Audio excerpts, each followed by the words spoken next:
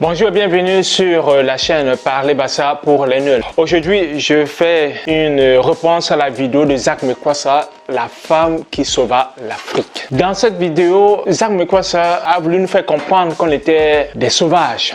Le Nigeria à l'époque était sauvage, on doit l'avouer. Sauvage, comment ose-t-il dire sauvage? Certainement quelqu'un se demande. Je vais vous expliquer pourquoi c'est sauvage. On était dans la sorcellerie, la barbarie, les pratiques occultes, la magie noire. Et qu'il a fallu une blanche pour venir nous sortir de là.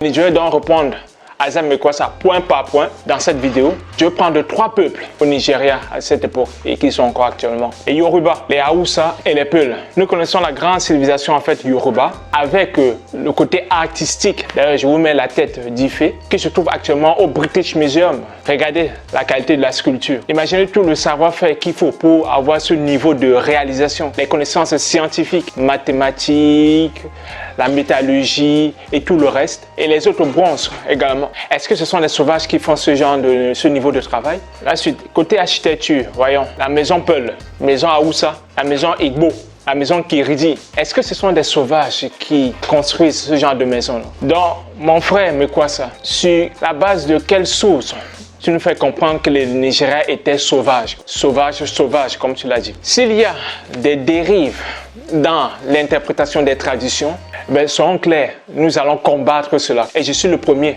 à combattre ces mauvaises interprétations. Revenons donc maintenant à l'histoire des jumeaux. Calabar à l'époque était constitué presque exclusivement des peuples ifiques, de peuples qui parlaient la langue Ibibio. Tous les bébés jumeaux qui naissaient dans cette partie du monde étaient systématiquement abattus comme des chèvres pour soutenir certaines superstitions.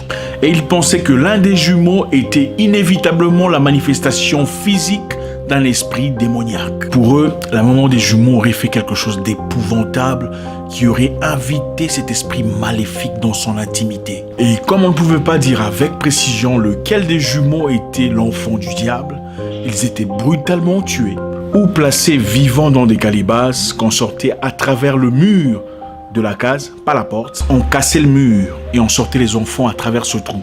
Ils ne devaient surtout pas sortir par la porte. On les jetait ensuite dans la forêt où ils étaient mangés par des fourmis ou dévorés par des bêtes. Alors, il y a un ouvrage, l'ouvrage de Ichekwu Anthony Uge, de Stolen Victory, qui est un recueil des témoignages des peuples dont les parents ont été des témoins des événements à cette époque. Dans cet ouvrage, pour résumer, ce sont les peuples Efik et Ibibio qui eux-mêmes ont commencé à combattre ces pratiques. Ils les combattaient de différentes manières.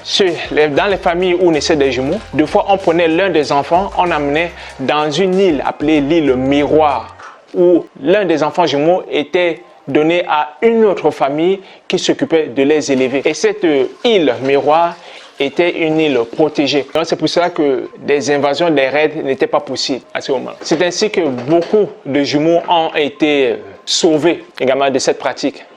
Et avec le temps, les familles ont commencé à se mettre ensemble. D'autres peuples également se sont mis ensemble, légués, pour faire abolir en fait cette pratique. Et au final, ils ont eu gain de cause. Quand ils sont allés plaider leur cause auprès du roi, qui les a entendus et qui a finalement mis fin à cette pratique. Alors, la missionnaire blanche, Mary Slessor, est arrivée donc à Calabar, au sud-est du Nigeria. Lorsqu'elle est arrivée sur place, les peuples Efik et Ibibio avaient déjà commencé à combattre ces pratiques. Elle est intervenue, elle a commencé par vouloir sauver quelques enfants, mais sans succès. Parce que les enfants qu'elle amenait chez elle étaient récupérés par les assaillants.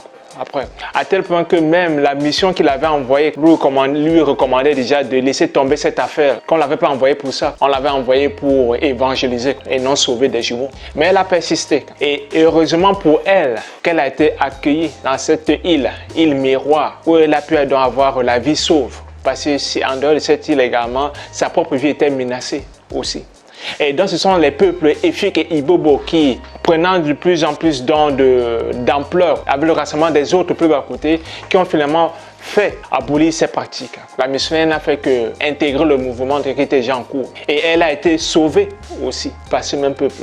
Donc ce n'est pas la femme qui a sauvé l'Afrique, c'est l'Afrique qui a sauvé cette femme. Donc mon frère Zach Mekwassa? Sur quelle base ou avec quelle source? J'aimerais bien qu'il nous présente les sources de son histoire lorsqu'il affirme que c'est cette femme-là qui a stoppé les massacres.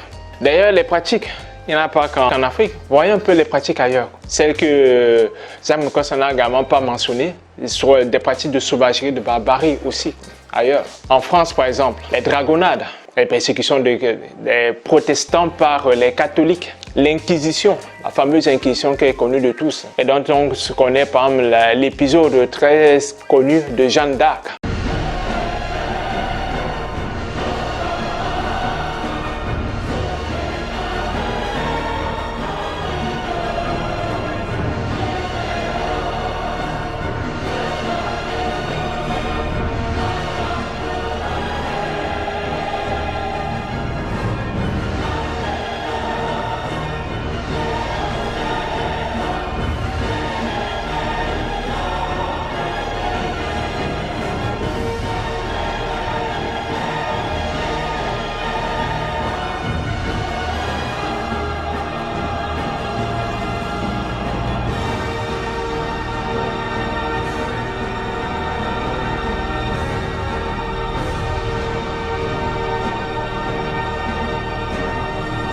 Là, encore une autre pratique en France, l'accouchement sous X.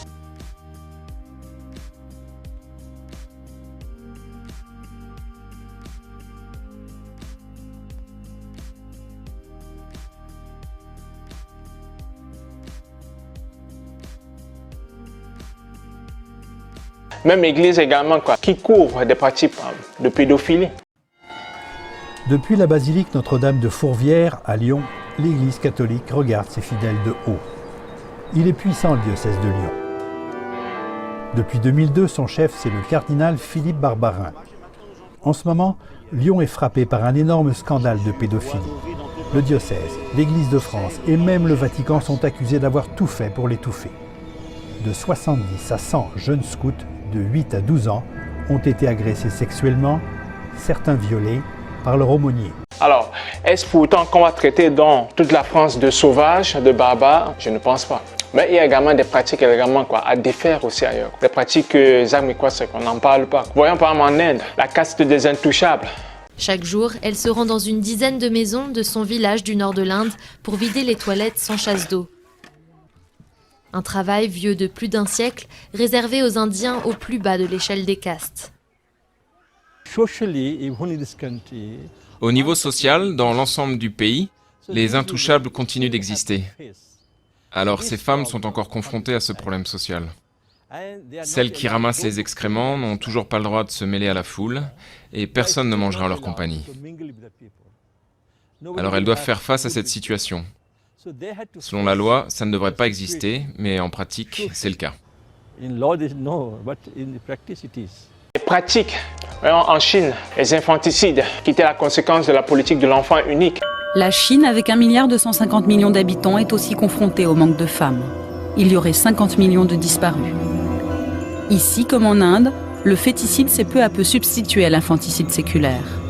Des millions d'avortements clandestins ont lieu chaque année, conséquence d'une société patriarcale qui fait du garçon l'héritier des biens, mais aussi un effet pervers de 20 ans de politique de l'enfant unique. La fille est forcément celle que l'on a éliminée. Encore un autre excellent ouvrage, Chronique de Guinée, qui relate dans les détails comment étaient effectuées les razzias négrières, bien sûr sous l'approbation de l'Église. On n'oublie pas la bulle papale de Nicolas V, importée en Afrique par les loges, les crimes rituels, les pratiques sodomiques. Pour résumer, mon frère Mekwassa, c'est vrai, il y a des gens bien partout, je ne refuse pas. C'est bien relever tout ce que les autres ont fait pour la cause africaine, je ne suis pas contre. Mais il est également important de remonter ou de mettre à jour ce que les Africains ont également fait pour les autres. Prenons le cas le plus récent, nos pères qui ont combattu pour la liberté de la France, ce qu'on appelle les tirailleurs sénégalais, comment ils sont morts par milliers et à la fin pour se faire massacrer dans le camp de Tiaroy. Mais dis-toi de l'autre côté également, quand est-ce qu'également ils parlent de tous nos pères qui se sont battus également pour que toi moi, on puisse parler librement. Maintenant, les femmes qui ont sauvé l'Afrique, mets-moi dans les commentaires en dessous le nom également d'autres mamans du continent ou même de la diaspora qui ont également combattu pour sauver le continent. Je t'invite également toi aussi, Zach Mekwassa, à le faire. Si cette vidéo t'a plu sur la conscience noire, je t'invite donc à t'abonner également, à laisser un pouce bleu, un like ou un dislike également si tu n'aimes pas, quoi. Il n'y a pas de problème. Et à laisser un commentaire.